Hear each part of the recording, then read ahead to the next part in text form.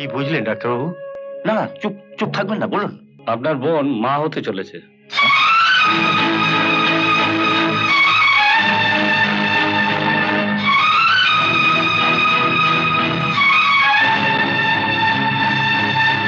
আমি বারবার বলেছিলাম রজত ছেলেটা ভালো নয়।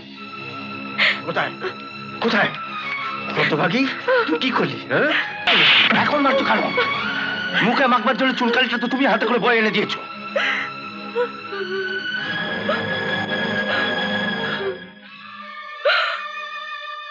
এখন বুঝতে পারছি গোছায় গোছায় টাকার বিনিময়ে তুই তোর বোনটাকে নরকে পাঠিয়েছিলি।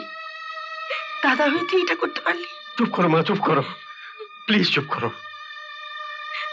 আমি আমি কালই রজতের বাড়ি যাব এবং যত তাড়াতাড়ি সম্ভব ওদের বিয়েটা আমি দিয়ে দেবো মা, আমি তোমার কথা দিচ্ছি।